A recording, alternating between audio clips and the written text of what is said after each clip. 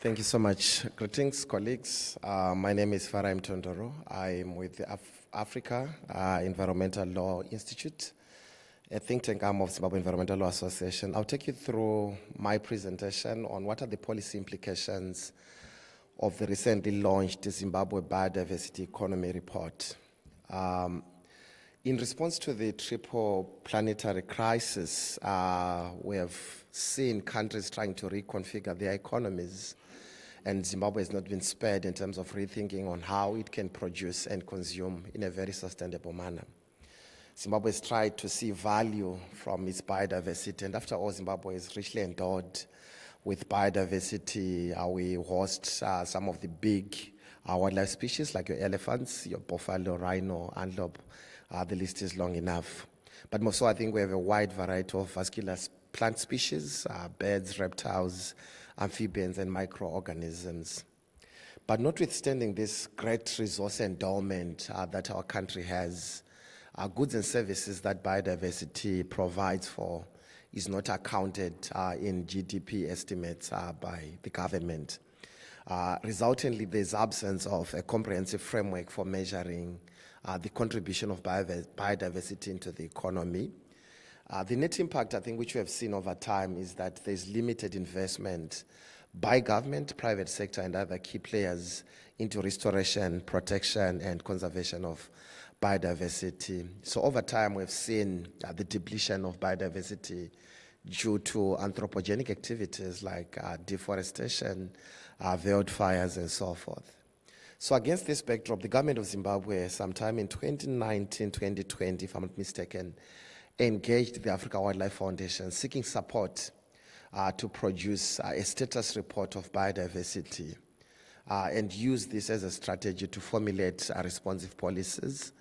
AWF then engaged my organization, the Zimbabwe Environmental Law Association, and anchors from South Africa to undertake this assignment. The assignment had three key facets. One, to provide a status of biodiversity in Zim, in trying to answer a question on what is the protection and status of biodiversity, what is the contribution at subsistence level, at livelihoods level, and to the economy. What have been the key changes over time? What are the key actors involved? And what are the key challenges that is confronting biodiversity economic growth? And what are the opportunities for growth? We also came up with an investment blueprint and a framework for natural capital accounting. Government was very clear that it wanted to prioritize four key subsectors. That is the wildlife subsector, the forestry subsector, bioprospecting and biotrade, and fisheries. In terms of the methodology that we did use, it was more of getting data from literature in terms of published data and grey literature, approaching key stakeholders and authorities with this much information, using freely accessible geospatial data like your lane cover, ecoregions, and species richness, analysis of tree cover, loss trends from Gross Forest Watch, spatial modeling of nature-based tourism, and spatial modeling of subsistence harvesting of non-timber forestry products. So I will take you through three key subsectors, then zooming down on the policy implications. So the wildlife sector, Zimbabwe, like I said, has a wide variety of wildlife species, and tourism has been increasing since 2010, apart from the COVID times. In 2019 alone, Zimbabwe generated around $1.25 billion in receipts from tourism. Tourism, of course, declined during the COVID era. Areas that are under the Zimbabwe Parks and Wildlife Management Authority, they received around 530,000 foreign visitors, almost a third of total visitors arrivals in Zim during the period 2019. But over time, tourism has been declining, and there are quite a lot of factors to that. So this means that around a third of all visitors to Zimbabwe, including those visiting for business and non-leisure purposes in 2019, they visited areas that are under Parks and Wildlife Management Authority of Zimbabwe. We tried to provide which areas were more frequented by tourists using pictures that they were taking. It's your key resort areas like your Victoria Falls, your Wange National Park, and less on areas like Gonarejo, where we think government needs to do more and private sector also needs to do more. Again, this is the visitor number to state protected areas. I won't labor much on this, but get to sport hunting. I think yesterday there was a deliberation on sites and sport hunting within South Africa and outside. The most valuable hunted species remains your elephants, your buffaloes, lions, leopards, sebo and cheetah. Hunting has generated around $90 million in fees paid to government. Overall, value appears relatively modest, but hunting is an important source of revenue in wildlife areas unsuited to photographic tourism. But hunting has been decreasing since 2000. I think there are a lot of factors, some of which were discussed. Zimbabwe is a signatory to the CITES Convention and has set a maximum offtake numbers for key CITES-controlled wildlife species. That's the data of which species are bringing in more in terms of trophy hunting. It remains largely your elephants and your buffaloes. Over time, I think we also try to provide the contribution and what government is getting in terms of trophy hunting. But I want to get to the key barriers and where we need policy responses. So there's negative perception for trophy hunting globally, and it's also affecting Zimbabwe. So I think we need to rethink our business models on that. There's also need to realize potential tourism revenue from state protected area system. They are least funded, and resultantly, when tourists come to Zim, they prefer not to use facilities by Parks and Wildlife Management Authority because of their deliberated status. So I think there's need to do more on that. Again, government is not financing protected areas that much. We need to find a way to complement the funding gap and increase the benefits that accrue to communities that incur the cost of coexisting with wildlife. Beyond them facing the negative challenges, they also need to get positive benefits from coexistence with wildlife within Zim.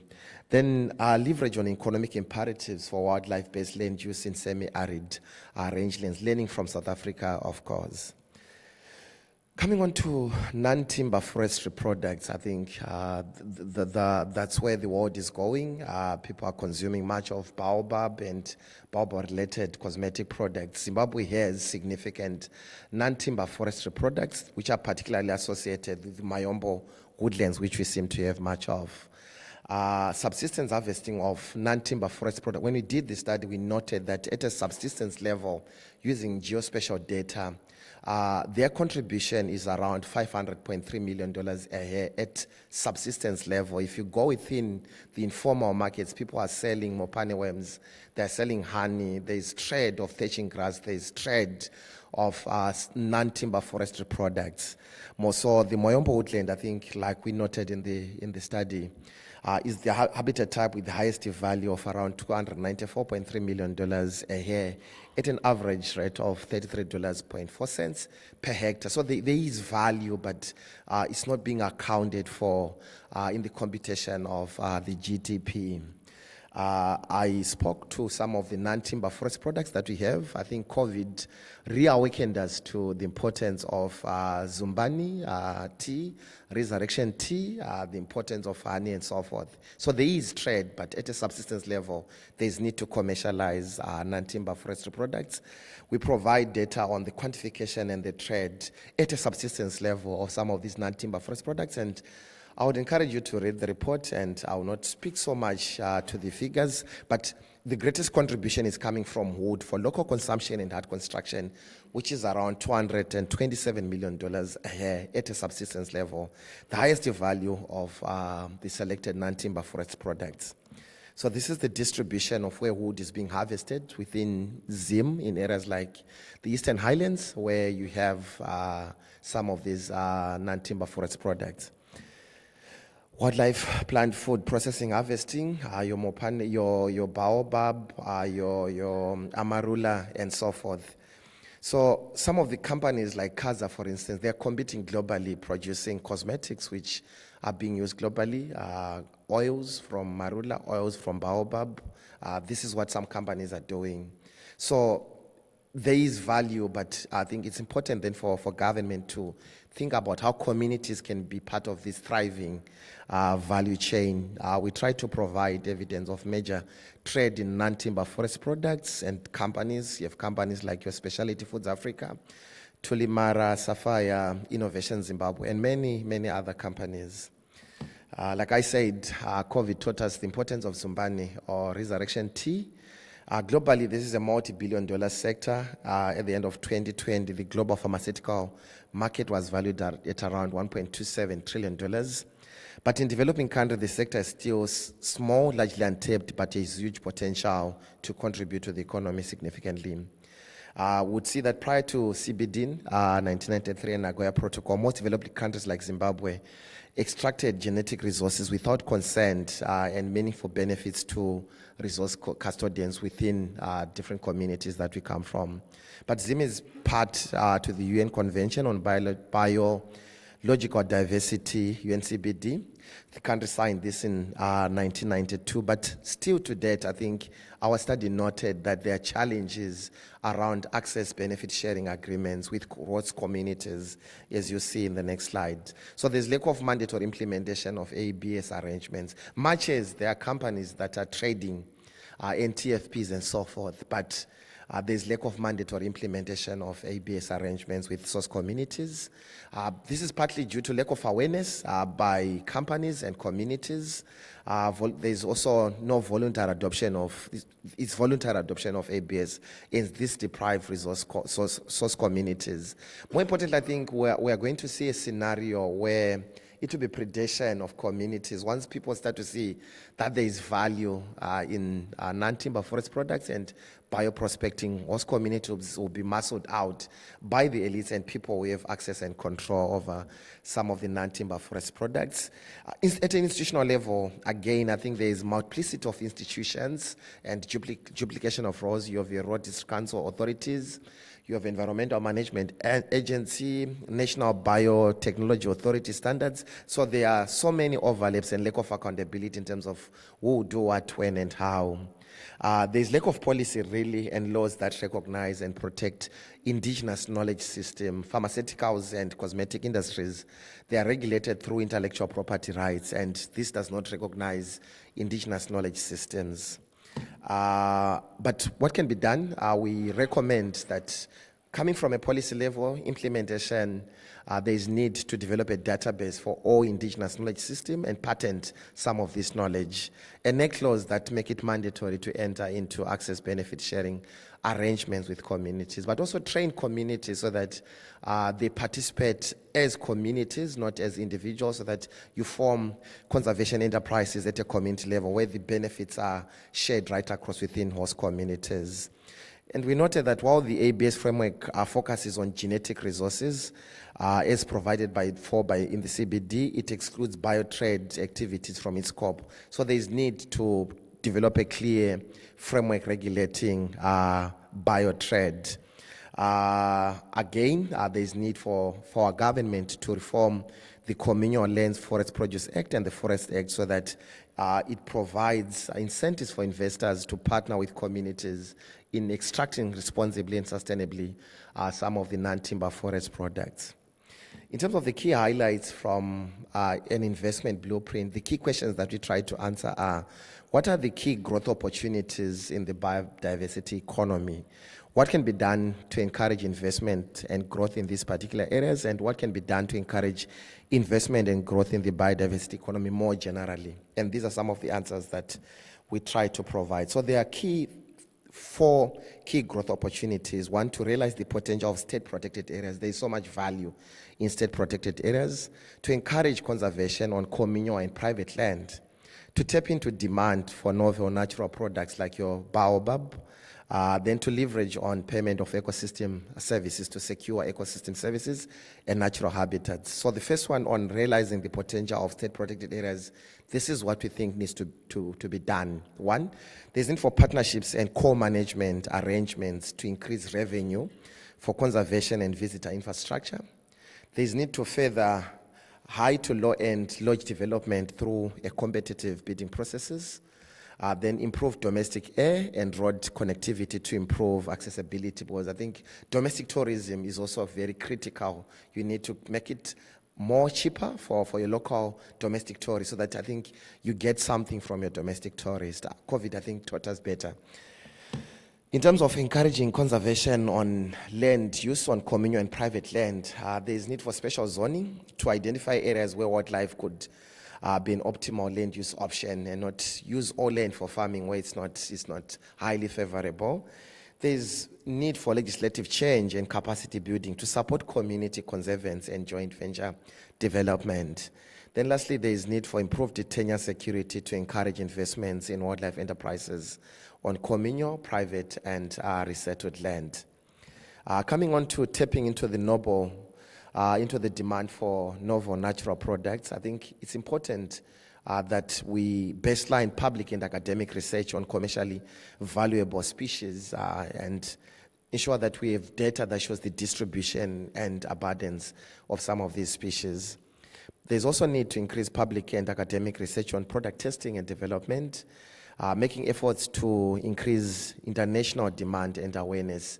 And beyond looking for the international market, also encourage the global market's consumption of things like your cereal, which is blended with baobab powder, for instance, and you remove dependence on grain, which its production is demanding for synthetic fertilizers. It's not sustainable. So you create a market, and your local consumption becomes one of the biggest markets that you have to consider. And I think we speak so much on that under the ZBE report. Then coming on to the leveraging PES to secure ecosystem services and natural habitats, we need to improve collection and availability of carbon stock data.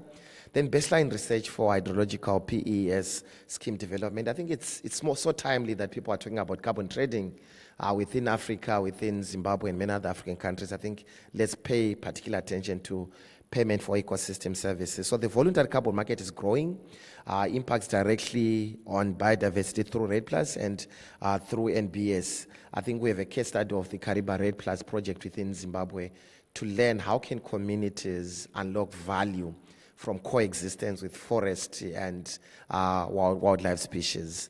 In a nutshell, this is my presentation. This is the presentation that we did for Government of Zimbabwe. We provide measures to increase growth in the biodiversity economy as a whole. We say government should levy environmentally harmful activities. Government should consider specially targeted incentive measures to support biodiversity economy, tax incentives for conservation-friendly land use, like tax breaks, for instance. I think South Africa is doing much on that.